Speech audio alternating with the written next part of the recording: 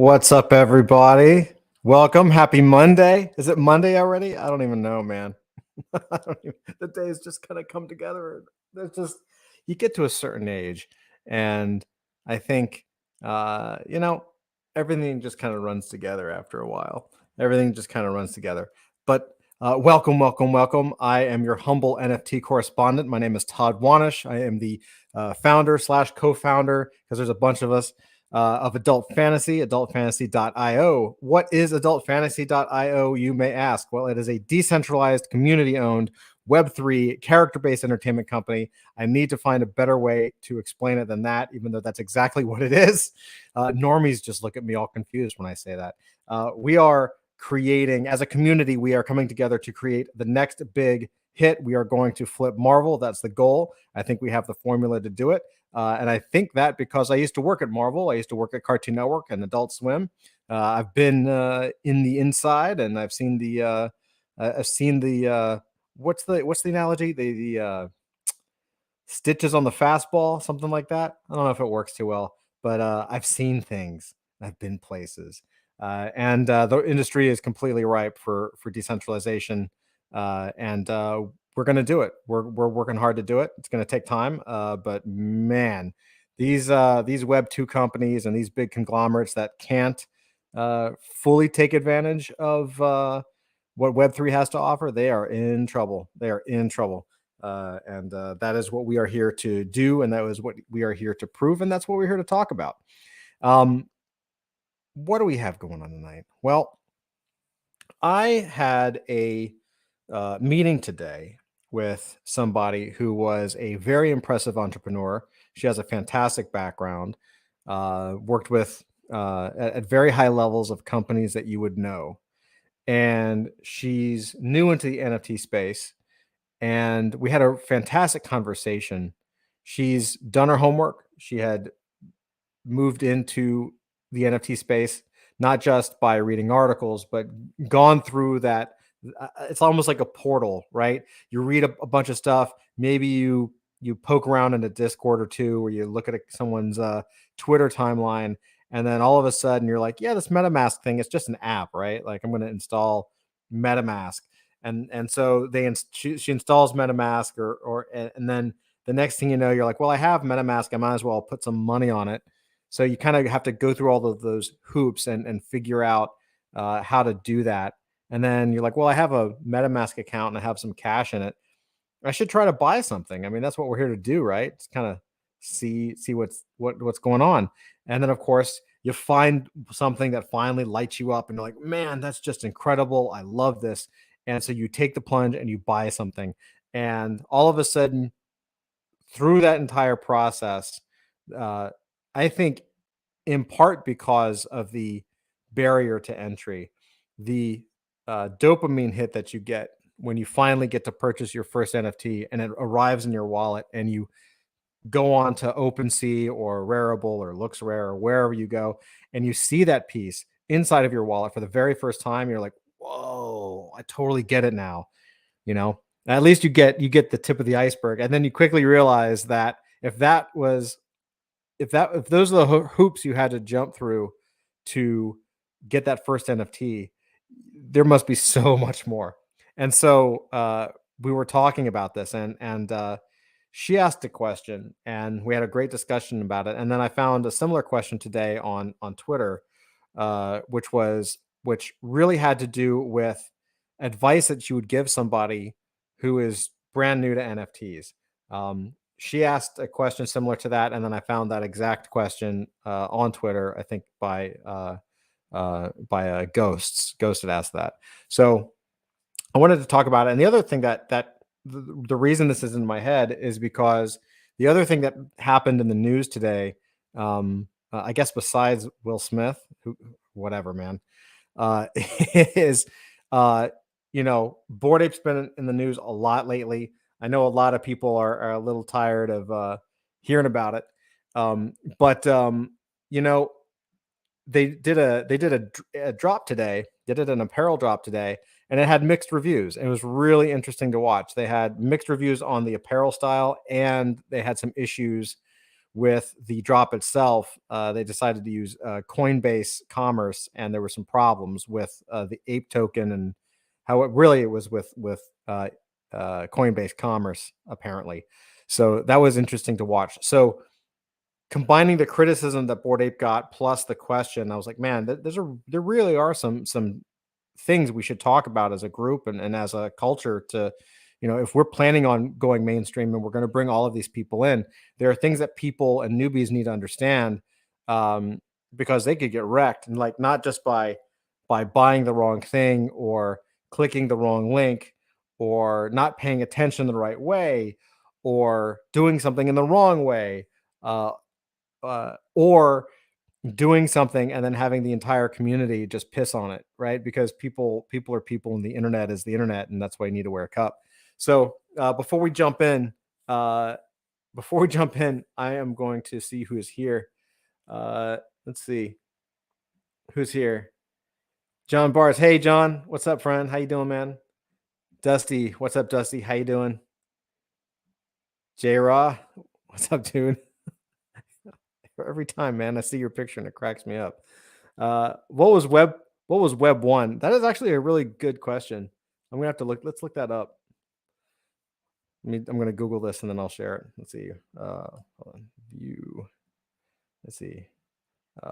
What was Web 1? Let's see. That's what we got.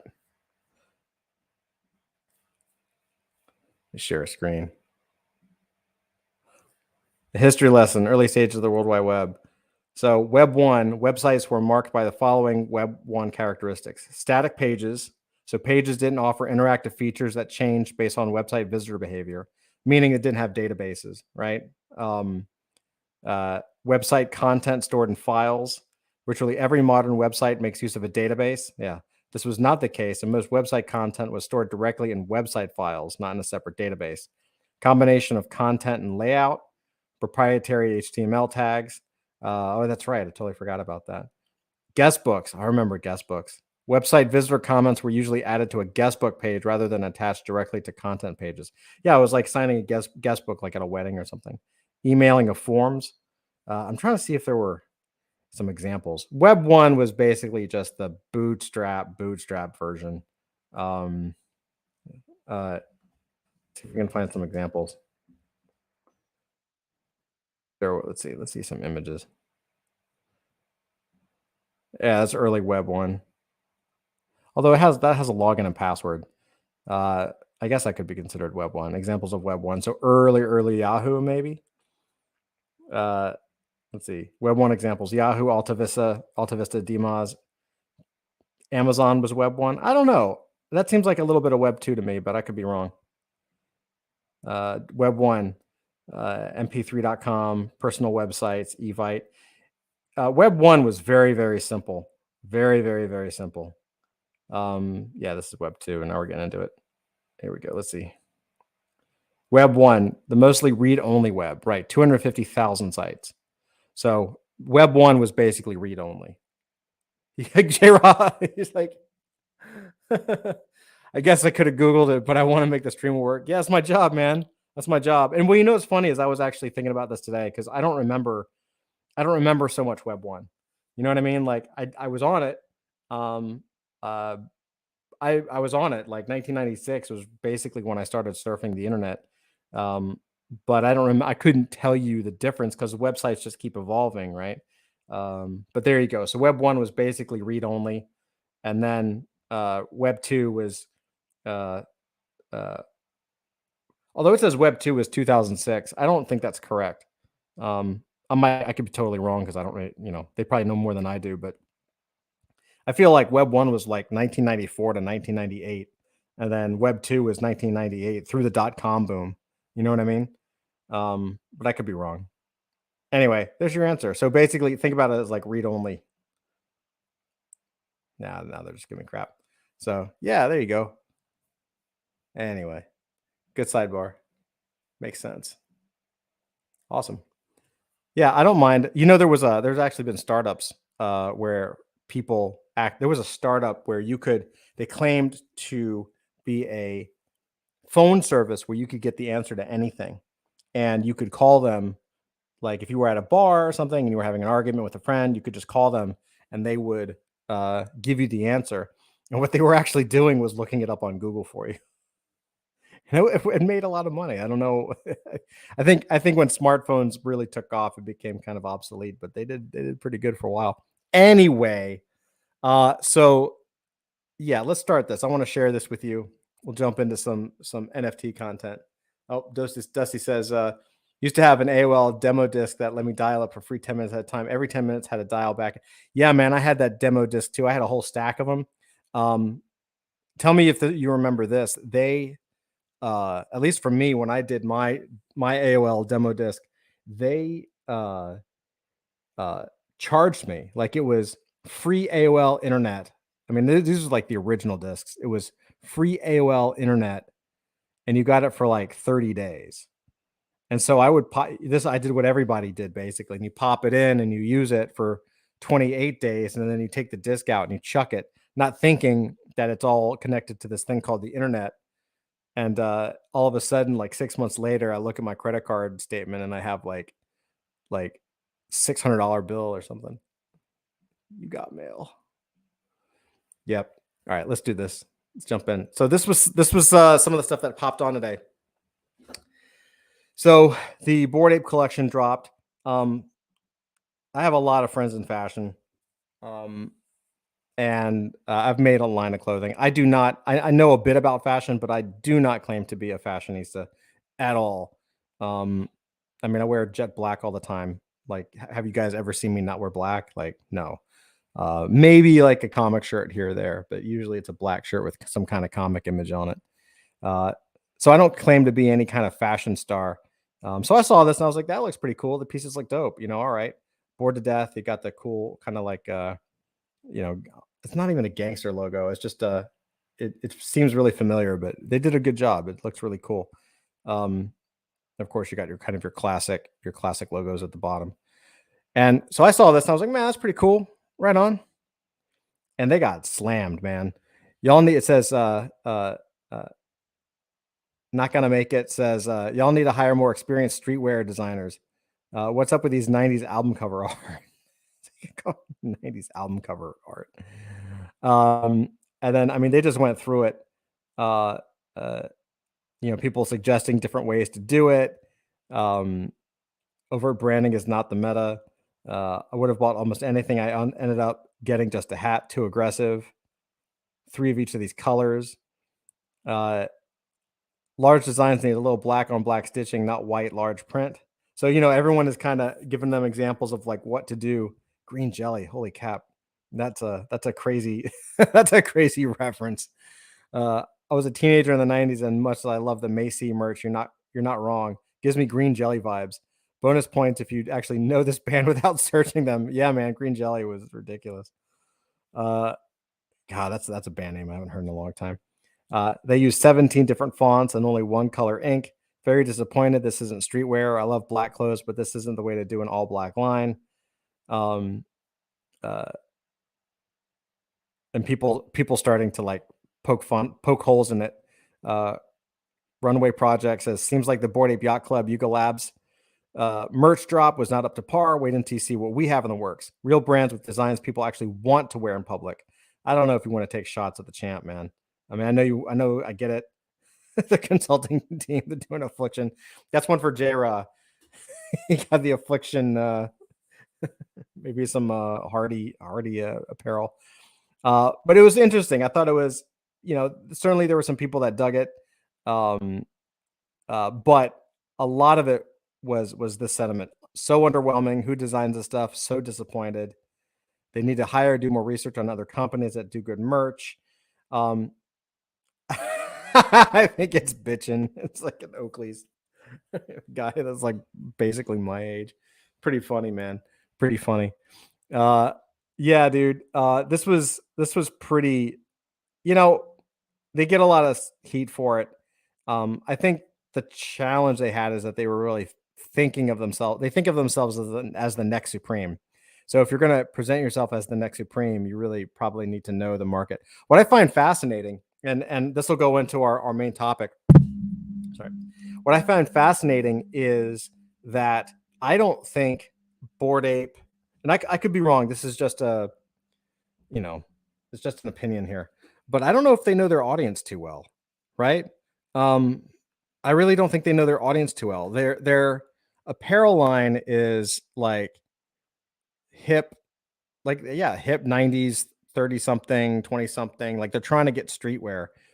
But the people that buy this, they're whales. The people that have the money to buy it are it's the sweater vest crowd.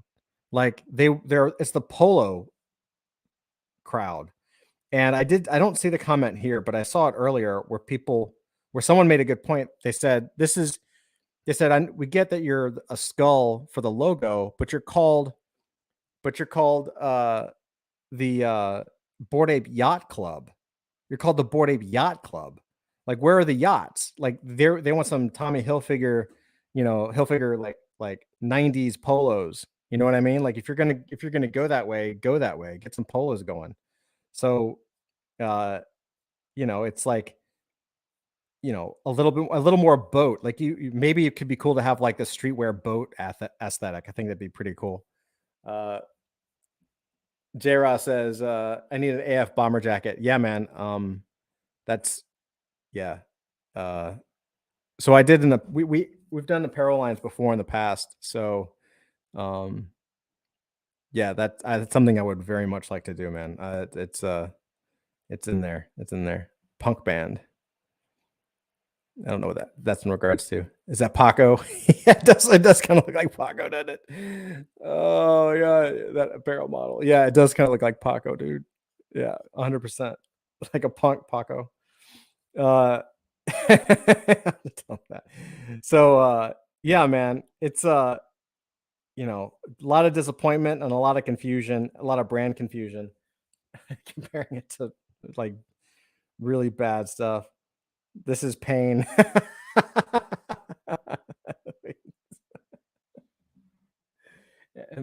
Oh my god.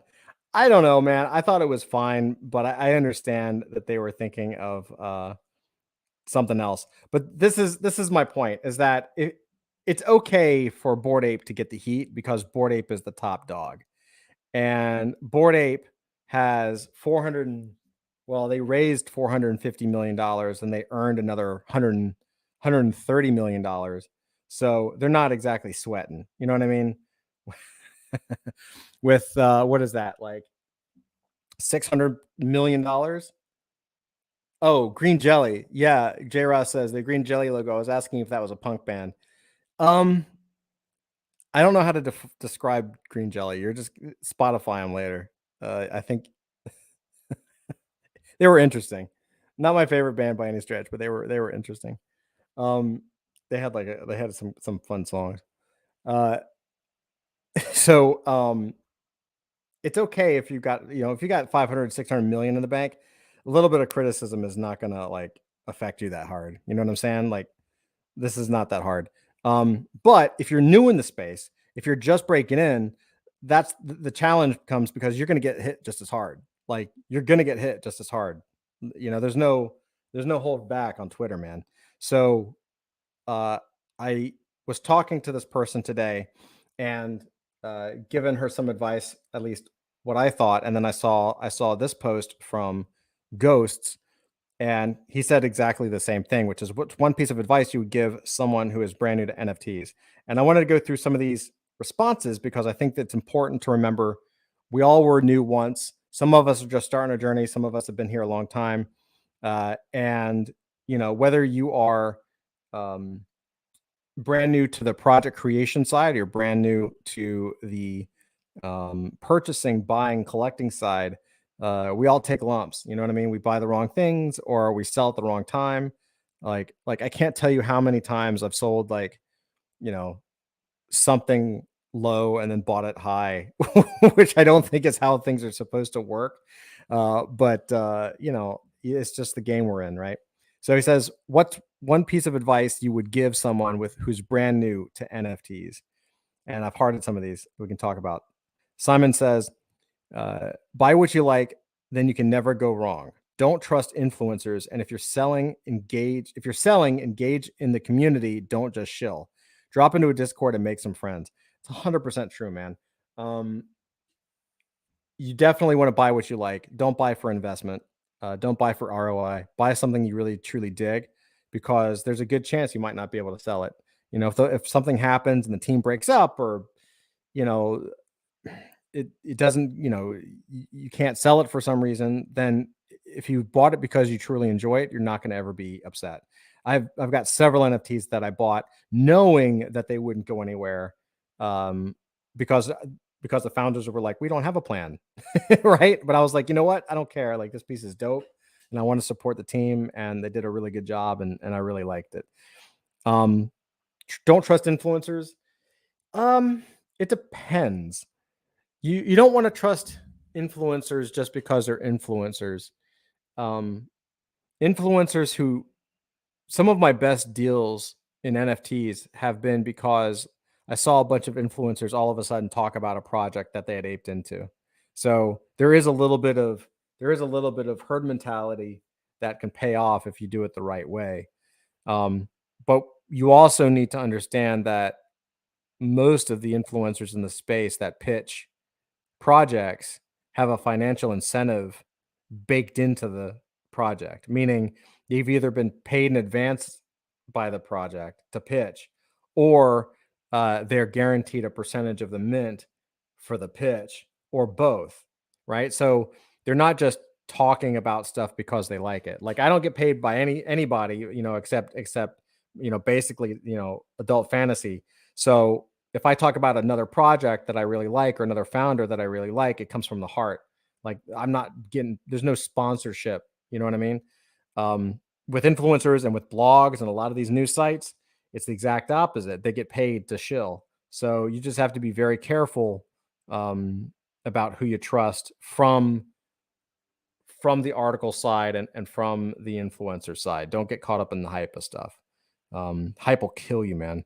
Um, and I certainly agree with dropping into discords and making friends. Like, some of the coolest people I've ever met are in our Discord, in the adult fantasy Discord, but in other Discords too. Like, there's some genuine people out there, and I really dig how NFTs have brought a lot of us together. Like, all of a sudden, I'm talking to people in Norway and Ukraine and Russia and in China and South Korea, and it's amazing. It really is amazing.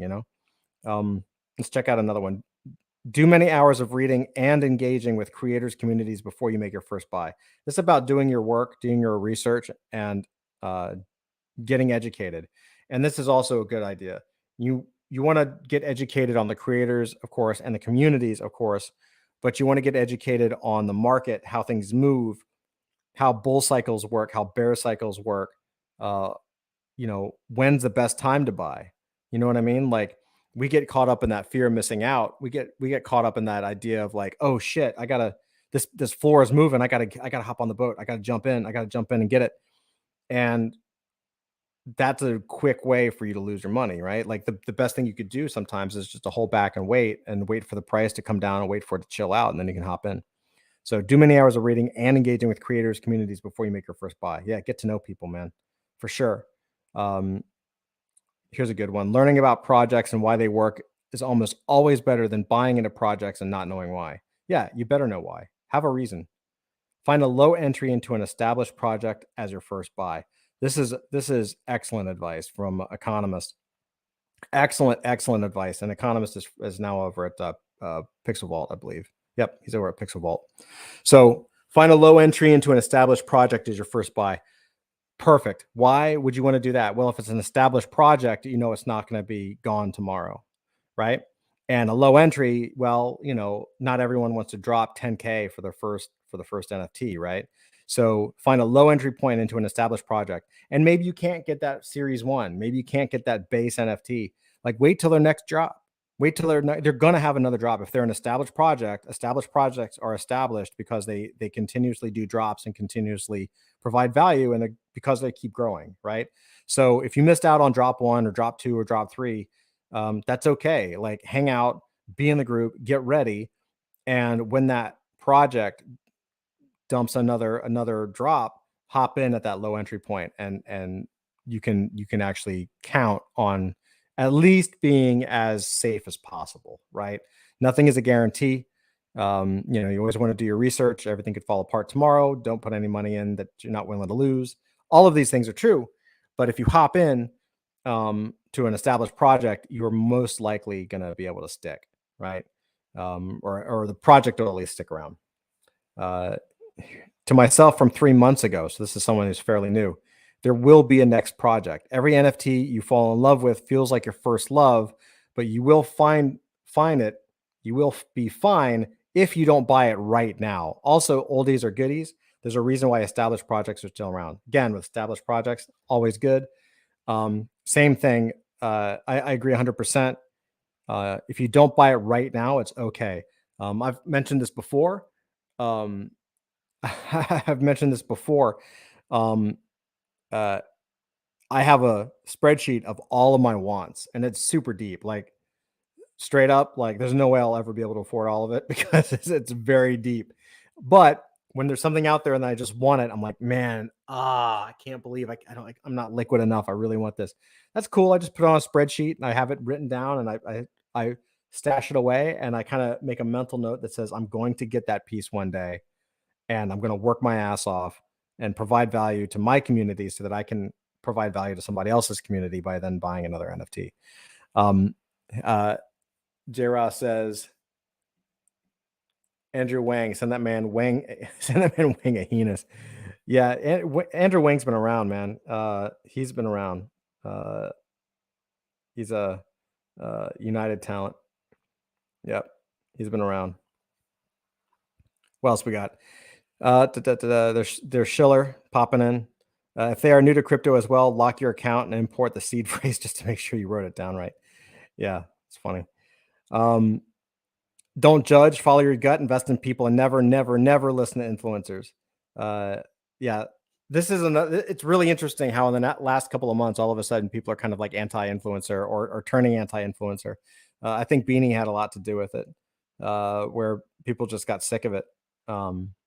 I don't know why. I mean, I let me check that. I do understand why people get tired of it. But influencers exist in every single medium. Like it's not going to not happen, right? Like you're going to replace those influencers with different influencers because the outside media and interested people who want to project our culture out to the rest of the world are going to go to the people who they think have the biggest microphone, the biggest megaphone. So you're always going to have influencers. And not listening to them again, it's just grain of salt stuff, man. If it's one influencer that's pumping something, I probably am going to ignore it. If it's a bunch of people that I've kind of trusted over time, and they're like, no, this is the shit.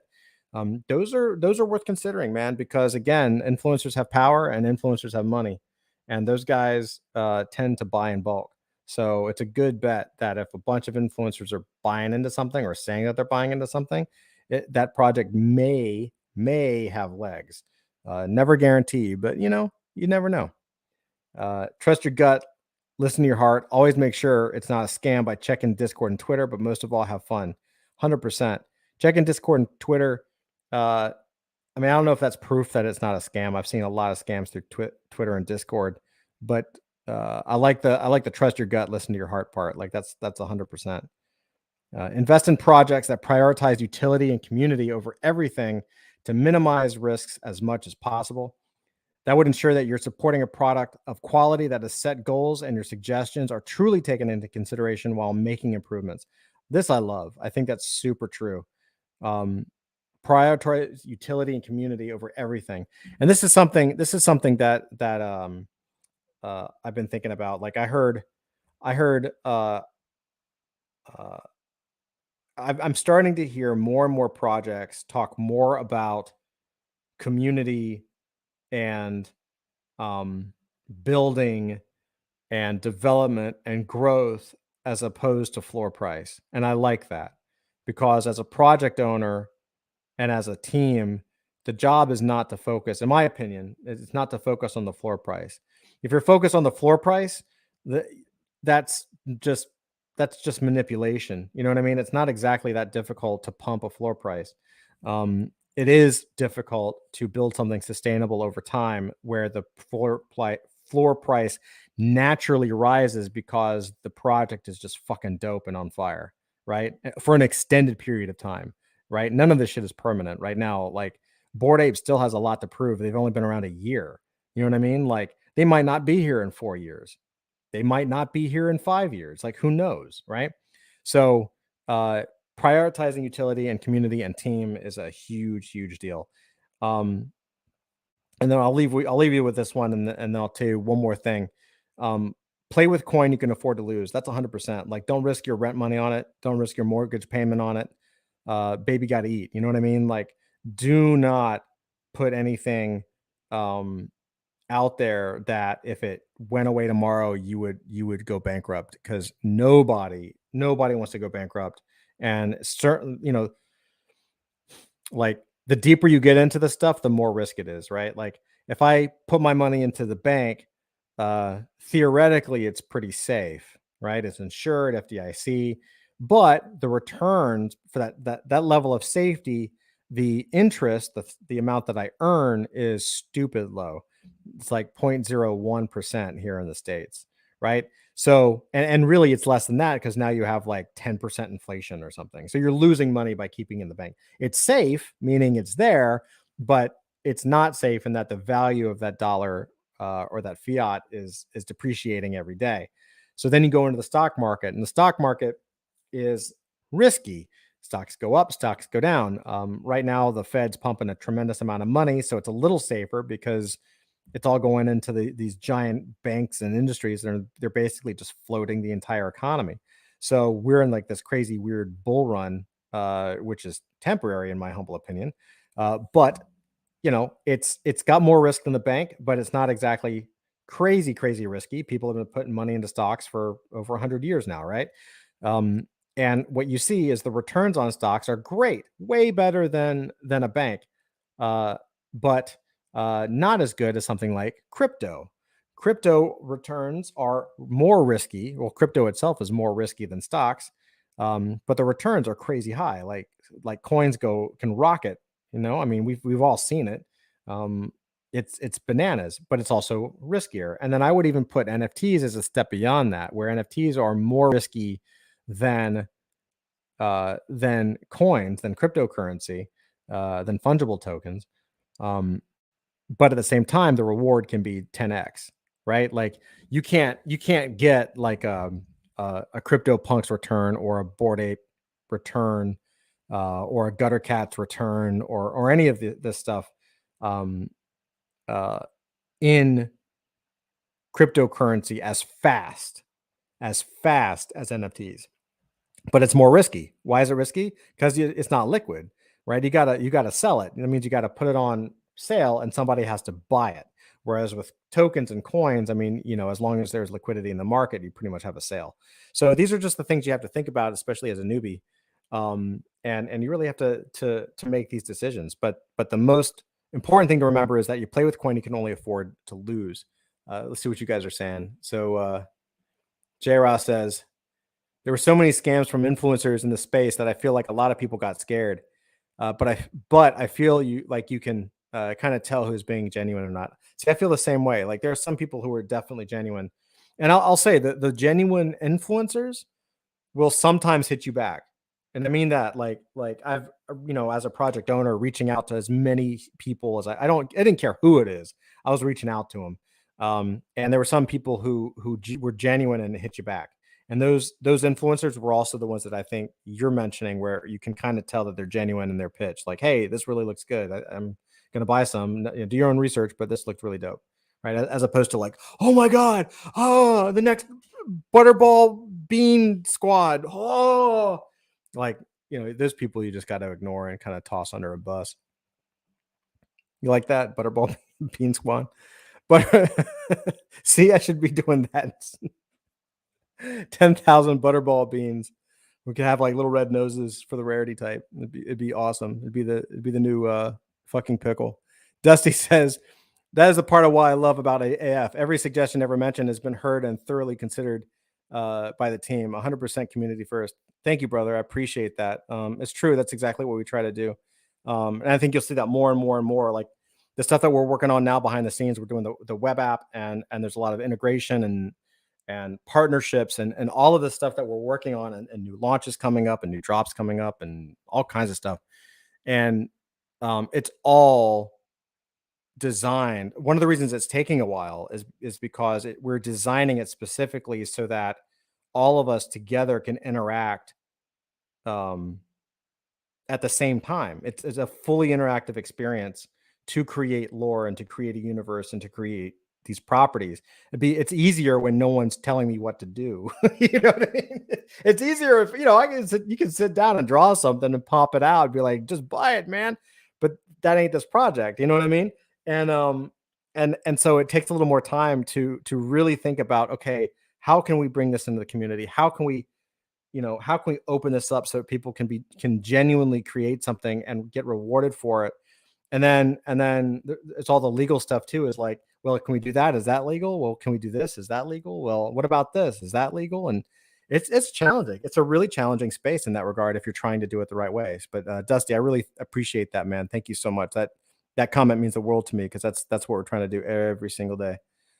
J. Ross says, I stopped staking my money in the banks. Yeah, man, me too. Shiraboom, God bless her, was like uh, super cool in allowing us to take what was essentially our savings for our kids and allow me to put it into crypto back, when we first started.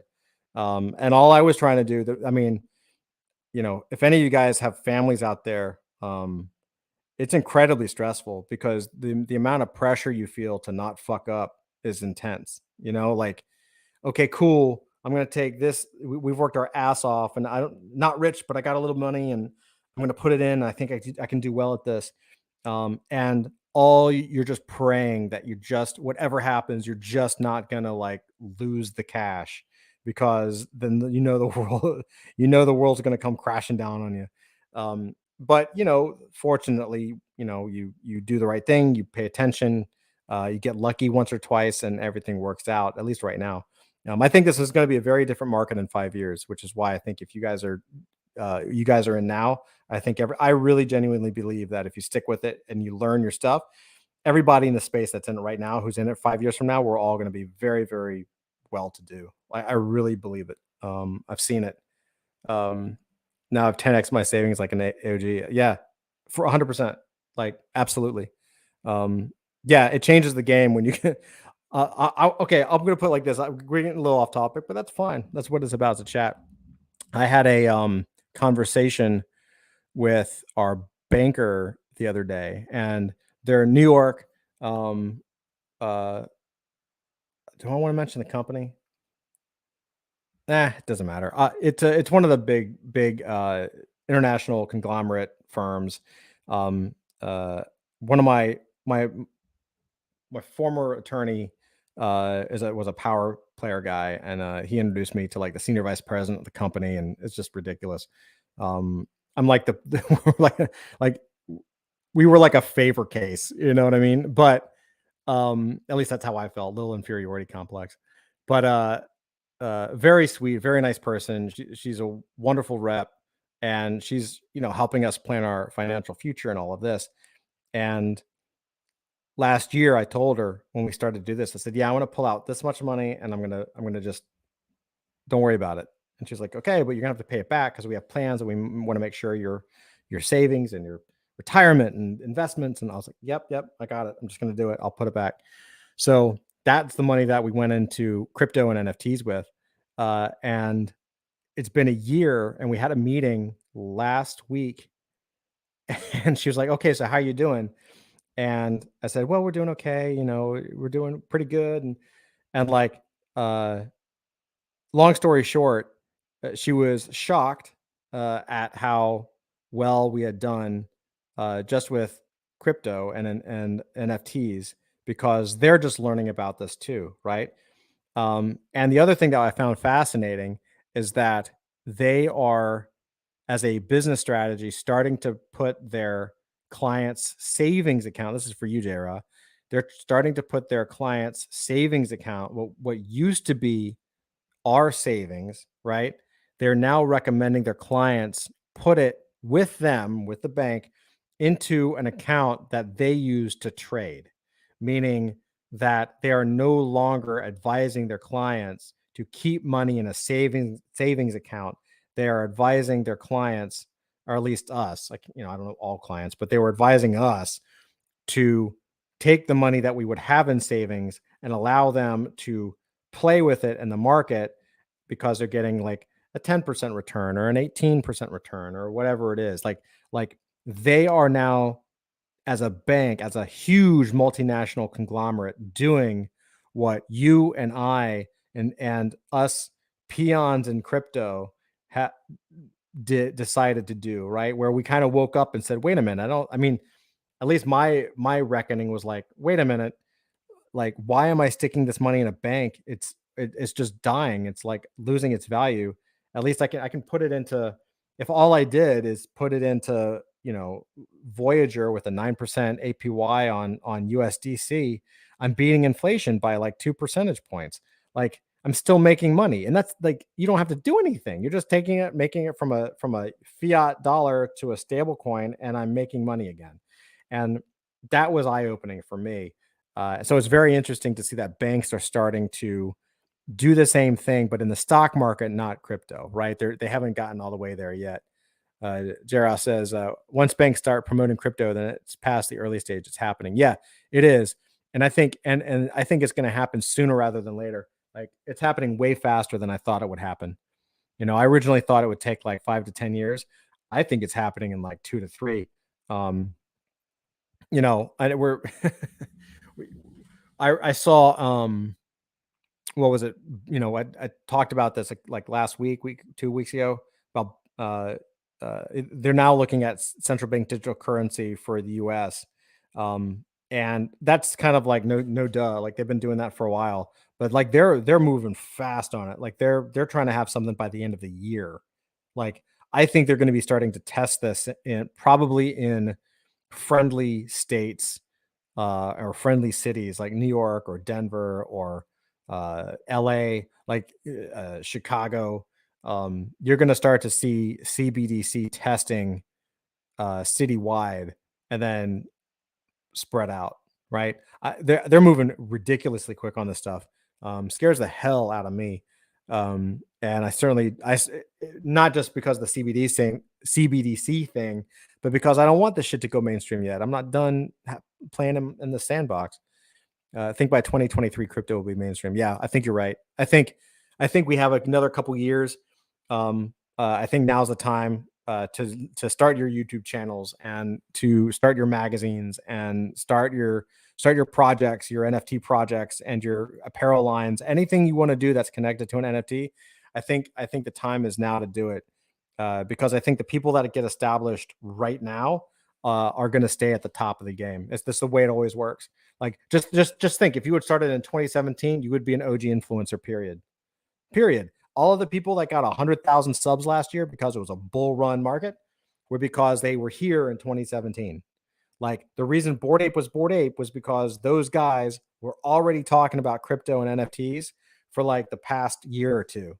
They had been here for a while. So the influencers, the newly minted influencers, knew who they were. They were all part of the same generation.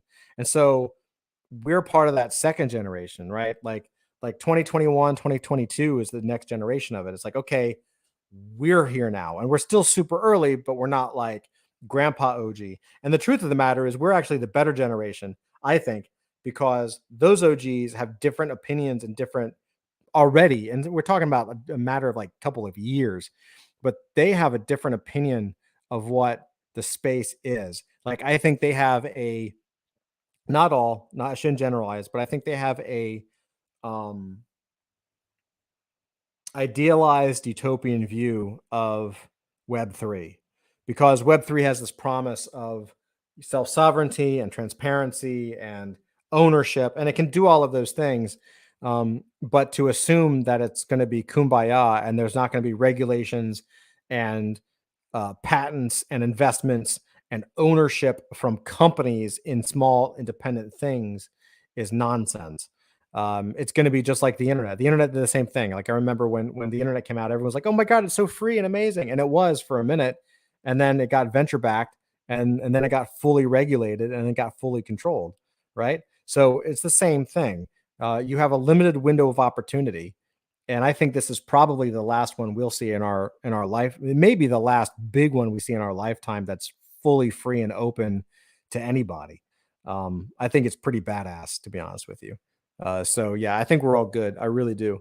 Um, Finally, got one more thing for you related to, related to this kind of this thesis or this question of like a piece of advice, and and this is really for people who um, are on the creator side, because I'm thinking about you guys, as creators.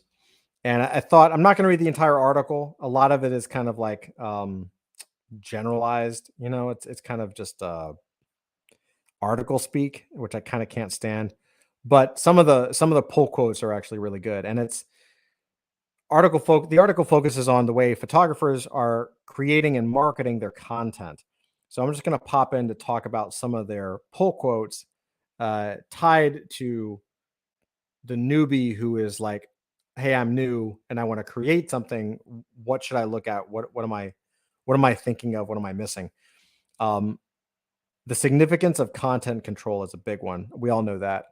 Um, Content is out in the world, and trying to gate it at this point is seemingly impossible. I want my content to be in as many places as possible, as long as I have ways to compensate myself for its production. I think that's a brilliant and beautiful way to say that. Like, your stuff is out there no matter what you do, because you're going to have to take, at some point, to share it, you're going to have to take a photo of it. You're going to have to scan it. You're going to have to export it. However you get the work out there, it will be digital. It must be digital. At Everything is digital. It will become digital. You paint a painting and you don't take a picture of it. Somebody's going to take a picture of it and put it on Facebook. So it's going to be digital. So accepting that it will be digital and is in it's imperative that you dive into that and just expand on it. Meaning, hey, if I know it's going to be digital, then quote, I want my content to be in as many places as possible. Like, if it's going to be out there, it might as well be everywhere. And with Web3, I have a way to be compensated for my production, meaning I get to get paid for it. Acknowledging intellectual property, rethinking marketing. Okay, rethinking marketing strategies. There feels like a lot of pressure to shift your style to appease the mass market of 3D designs and illustrations, but it's a neat reminder that I am quite passionate and driven to create what I love instead of trying to keep up. That goes back to like buying what you love. It's also important as a creator to do what you love. Um, Now, there's a caveat to that, and that's nobody. I'm just gonna be real. Nobody gives a shit about what you love, right? That's not really the point. The point is to take something that you're passionate about and tie it to a market or a group or a community that's passionate about buying the thing, right? Um, you know, it's it's imperative for you as a creator and as a content producer to understand the market first. So what I always recommend people do is to build a community first. Like, don't make the thing first. Start the community first. Like, find out what they want, see if you can attract people. Once you attract enough people, then you have permission to build. Because at that point, once you start building, you can go to the community and start asking, and you can start having a conversation. There's a reason why we started the Discord way early. Like, I don't even remember. Like, we started the adult fantasy Discord in May or June, something like that. I don't even remember. And we didn't launch until December. Like, that's unheard of. Everybody launches week one. They launched the Discord week one, and they launched project week two. Why did we start early? Because we wanted to grow it slowly. We wanted to grow it steady, and we wanted to get to know people and get to know what they wanted and what we thought they would like. You know what I mean? Like, you got to know the people in your community are the people that are going to buy. The people in your network are the people that are going to support you. So it's important to include them in it. Um, my 2 cents on that. So your job is to make the connection, to find something that speaks to that subset of people. Tiny subset is fine. 1,000 is more than enough to have a wonderful career doing exactly what you love. That love and appreciate the same thing you do. right? So uh, speak to the subset of people that love and appreciate the same thing you do. Again, I completely agree with this. It's not about, you know, some of us certainly want to try to be a Facebook, but most of us don't. You don't need to. You don't need to have 100 million people on your shit. You know what I mean?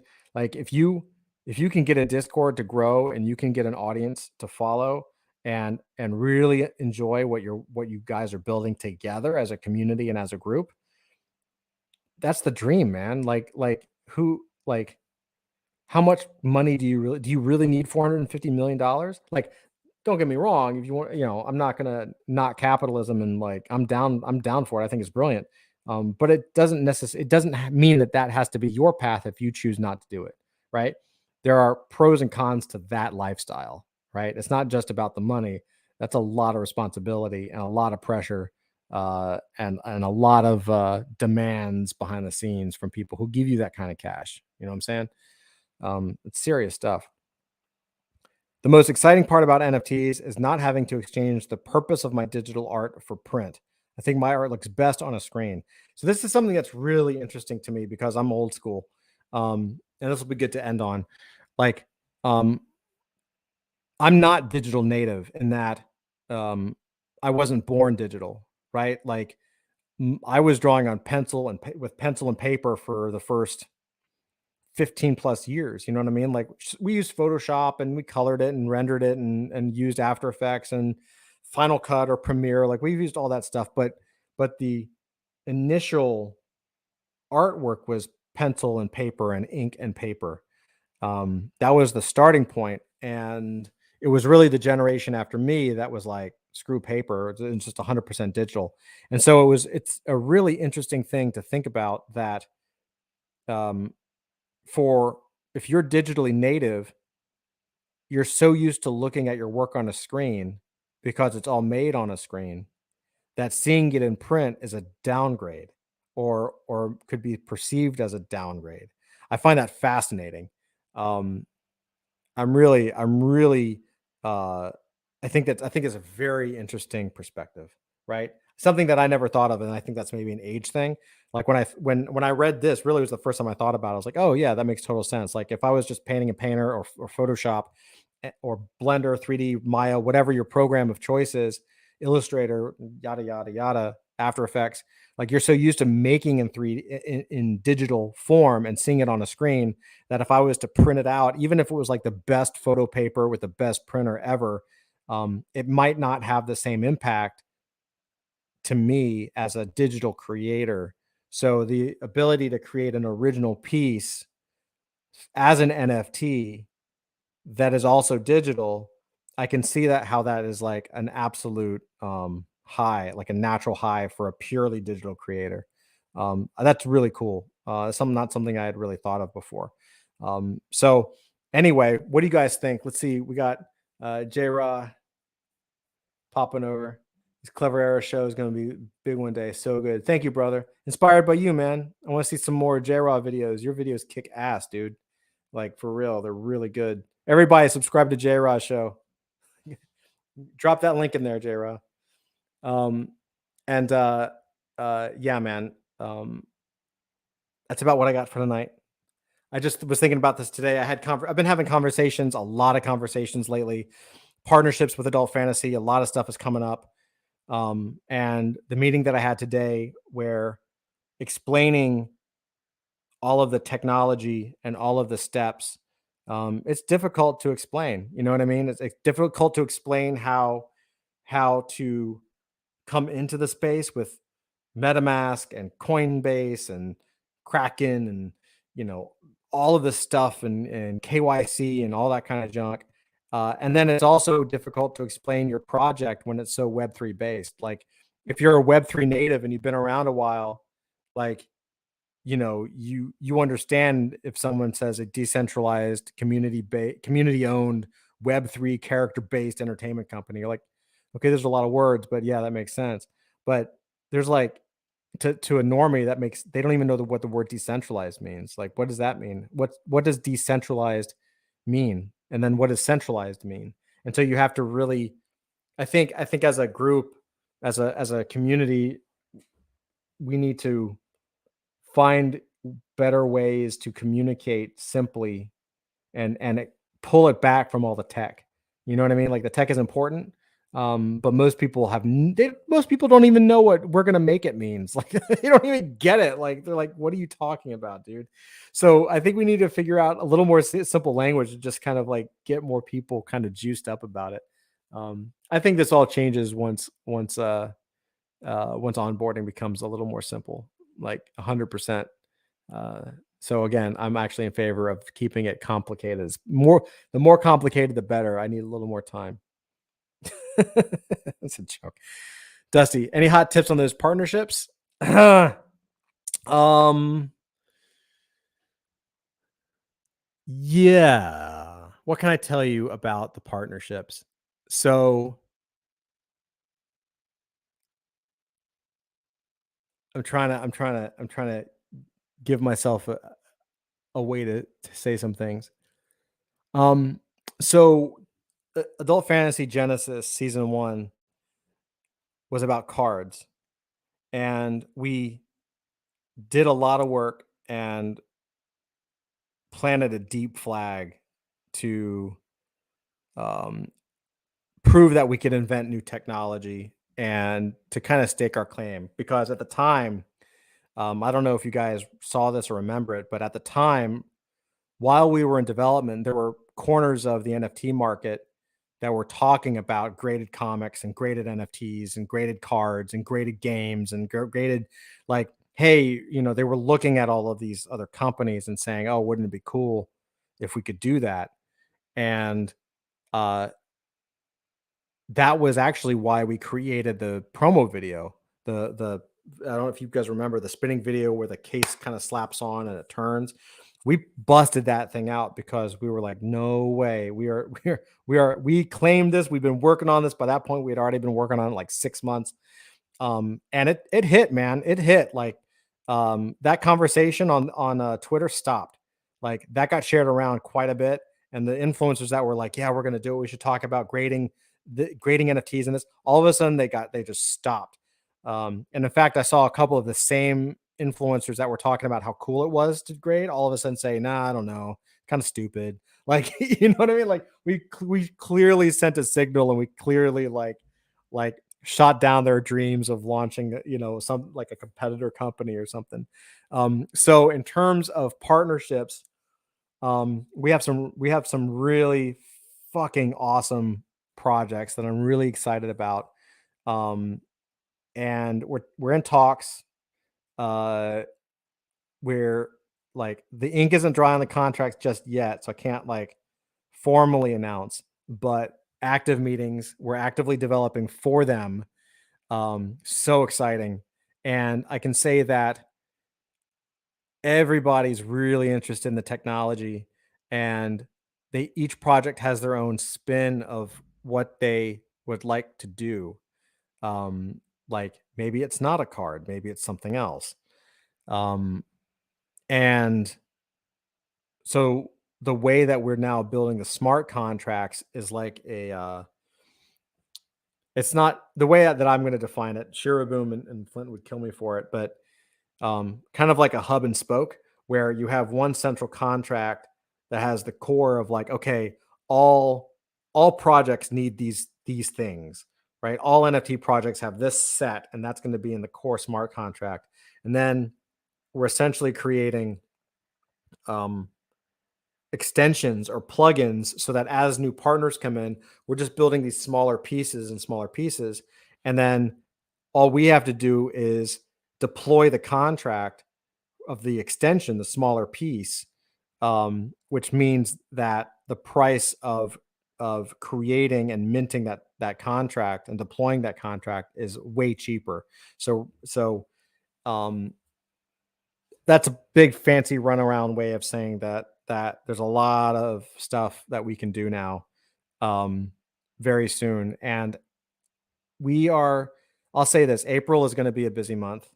You guys are going to see a couple things coming in April and May and June and July. Like it's going to be a busy year. You guys are going to I mean, my head is swimming, and it's only March. Um, yeah. Does that help? Did I totally like dodge that well enough, Dusty? Did I give you anything of value? If not, I'll try to do it again. I really want to give you as much as possible without like having to divulge stuff that I can't divulge. Uh, Soon, once I get a certain point with my funds, I will have a little more time to get back to more videos again. Just click my name and you will be on my profile. Yeah, let's do it. Click on that name. Go to J-Raw's site. Sign up to him. NFT a PFP on Web3. Watch out for Quay. That's right. That's right. Exactly. You know what I mean? Like that's uh that's both good advice and incredibly confusing to a newbie. So well done, Willie. Well done. Spill the beans. Bye bye bye. Yeah. Yeah. So let me just no, I can't. I'll just put it this way. I've already announced that we've got uh, a couple of things coming out. There's a couple of drops coming up in April that I'm so excited for. And I will say that yes, you can. You guys are killing me. Oh my god, guilt tripping me. I'll say this. I am very excited. I think the next stage of NFT drops um, isn't 10,000 massive drops. What I am interested in, and this could change, right? Like I'm always open to, I'm all ears, on all of this, especially from you guys. But um, I'm interested in small continuous drops, like things that, like I'm a comic nerd, right? We used to go to the comic shop like once a week. Like Wednesday was drop day for comics. You know what I mean? So I understand like being able to go to the comic shop once a week or once a month and picking up your pull list. Um, it builds a habit and it's fucking fun. And um, I think that's going to be the future of NFTs because the NFT space is so much like the old school comic market. It's uncanny. It's the same clicks, it's the same people, it's the same attitudes. The difference is that the NFT space is younger, so it's doing a lot of mistakes. It's trying a lot of things. And I think the 10K drop in 2021 was perfect um, because it was a bull run market. People were flush with cash. It was brand new. There's a lot of new projects, but I think the future is going to be in uh, in more drops at fewer quantity. Like there is something to be said for exclusivity and rarity in the quantity amount, right? I think the big names will still drop 10,000 drops or whatever, but I think you're going to start to see a lot of other people kind of consolidate and say, hey, you know what? We don't need to do that. Like let's actually create some really cool shit and tie it into a bigger project. Um, you guys are killing me. So yeah, that's what I'll say. I'll say April's gonna be a big month, and then you can expect uh, at least the next like 2 quarters. Um, we have pretty much planned out, and it's quite full. And we're still talking to more partners. And of course, any type of partnership deal that I do or that we do, it has to involve you guys. It's not one of the things that I'm trying to build, and this is like full disclosure, none of this is like locked down because I'm not one of those founders that's going to be like, yeah, we got this, we're going to do a DAO and blah, blah, blah. Like there's so many questions, you know what I mean? Like there's so many questions about the proper way to do a DAO, and so I'm letting the people that have $450 million do the DAO and fuck up a lot and waste a lot of their money, so that we can learn how to do it properly the first time or get it close to right when we choose to do it. But one of the things that I've always thought we had the advantage of that nobody else could do is because we've invented this technology, we have the ability to partner with other people and help them, not just help them create their project and launch their project, but then we get to present it to you guys So there's a cross promotion opportunity where their audiences get exposed to adult fantasy, and adult fantasy gets exposed to their audience and their project. And then from a partnership perspective, whatever the deal is, whatever the percentage of primary or secondary, or however that partnership works out in terms of sales, we can then put into the community coffer, put into grants, or maybe there's a percentage of mint that goes whitelist, or mint that actually goes into the community vault that can then be distributed. So I'm really interested in using this technology that we've created to help other launches and help other brands build out, especially people that have trouble with the tech side of stuff. Um, and then on the flip side, attract their audience to the technology, because it stands out so much, and it's so obviously such a cool thing and such a familiar thing, that I think it's a great way. I think it's, in marketing terms, it's the best lead magnet you could possibly have, right? It's like, it's once you see a style from one property and the same kind of style from another property, even though the pieces are completely different, but the cases are the same, all of a sudden you start to have a curiosity of where that thing came from, and that draws people in and grows the community. So I think it's a win-win, on all sides. The technology, there's a lot of stuff coming on with partnerships with adult fantasy. There's brand new drops coming to build the brand. Lots of um, collaboration tools coming up, and man, it's I'm gonna be gray by the end of the year, but it's gonna be dope as hell. That's There you go. Oh, you guys are killing it. Tell us one more secret, then you were allowed to leave. Give me something. Give me. Okay, that's on you then. You want one more secret about what? I'm putting it on you. I'm tapped out. Give me something. You want a secret about what? Give me a. All right, I'll give you one. I'll give you one more secret. Damn it. Um, See, this is the problem. If I tell you, if I two truths and a lie, oh, that's brutal, bro. That's so brutal.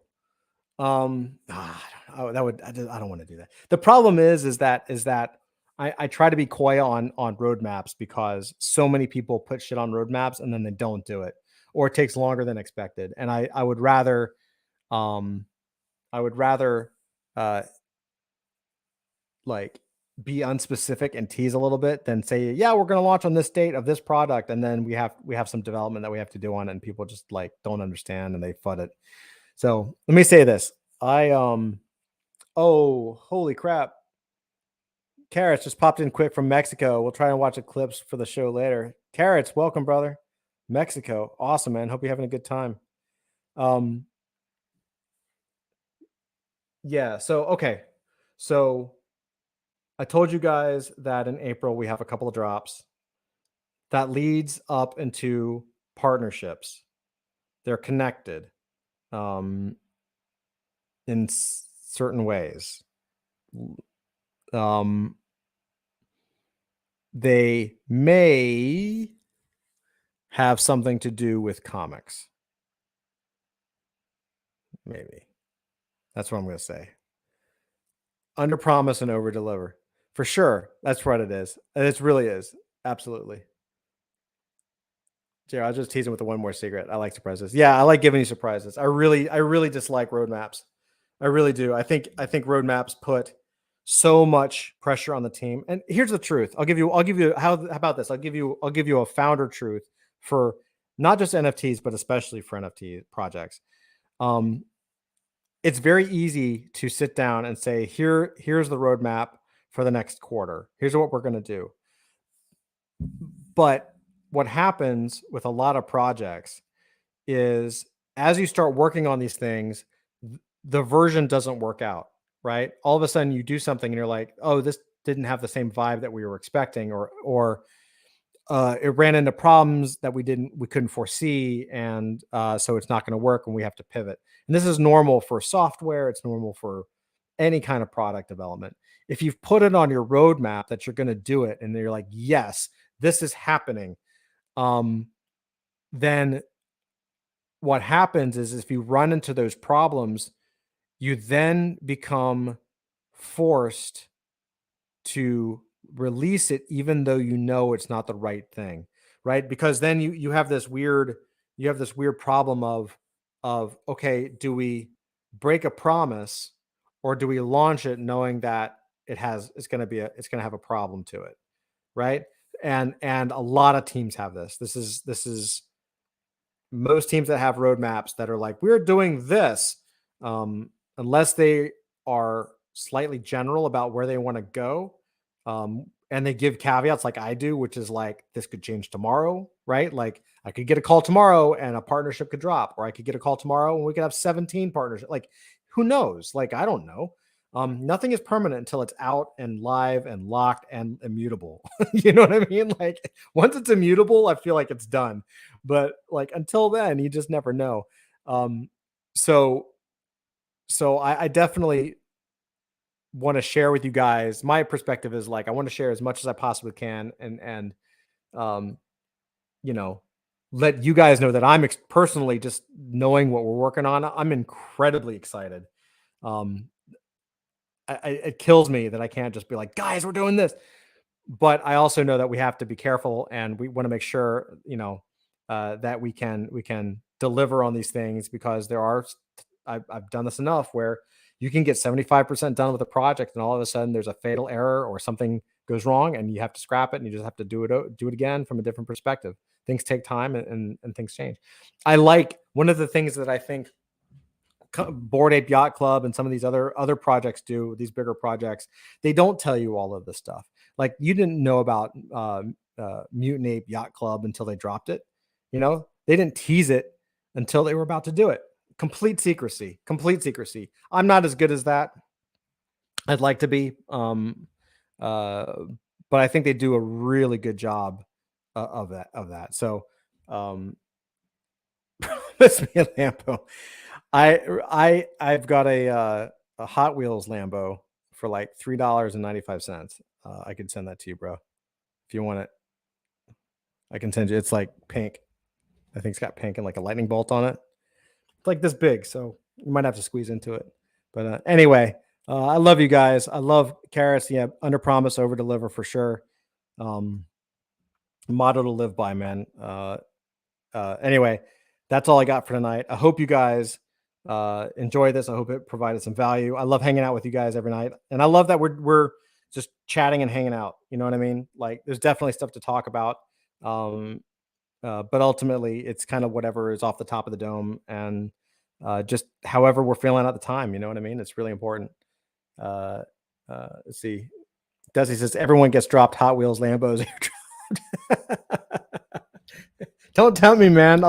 I still have this daydream of dropping everybody a washing machine vault NFT. I haven't forgotten. I don't forget. Carrots. Once the brand and universe gets more established, you can drop top secret surprises on people. Yeah, exactly. Right now, the challenge is that, because we're in an infancy, and there's a lot of like development going on. It's a challenge to keep people excited, and to also like build. That's one of the reasons why we're looking to get people to help with like social media and the community stuff. Like, we know how to build community, we've done it, but you know, um, the the outreach and the interactivity and all the stuff that it takes is a time suck, right? It's important as hell, and I really enjoy doing it, but you know from personally, like, my perspective, like, we're building the web app, we're doing other things. I need to be drawing because a lot of it has to do with art. So it becomes very difficult to split the time. I mean, social media is a time suck by itself. Twitter is a time suck. Just to post something on Twitter takes like an hour and a half because you get sucked into the feed. Um, but yeah, uh, it really is a balancing act for sure. J. Ross says it's all love, nothing but, and always is. Amen to that, man. It really is. It really is. We are all blessed to be in the space at this time. Like, I've lived long enough and been through enough. I mean, if you had told me, you know, I was homeless in 1998 in New York City. And if you had told me that, like, what, 20 years, 2008, 18, yeah, so like 24 years later, granted, it's been a while, but I'd be doing what I'm doing now, talking to you guys, I never would have believed it, man. I would have thought you were smoking something and I would have asked you for some for sure. So, anyways, with that, guys, I love you so much. Be safe out there. Be well. Hope you're having good times in Mexico and wherever you are. Kara says there will be some good help hired soon, and us community members can step up more as a team effort. Absolutely, absolutely. And also, I will say this. One other thing about this, I actually talked to another. I talked to another community lead, like a project lead this week, a friend, and I was asking him about the community thing because I was like, man, like, you guys are awesome, but it's not like, it's not like it's like a million people talking all at once and all this stuff. And he said that, their their Discord was the same way for a while until they got the hires in and until they started ramping stuff up. But I also think, it's okay to have an ebb and flow to things. You know what I mean? Like, these are the times, these quiet moments are just building moments. This is when we're like, it's not pitch mode, it's like building the project. Like, we're working our asses off because we're not all over Discord. It's like heads down working. And granted, that's part of like why we're trying to build a team out to at least have more of an engagement on Discord.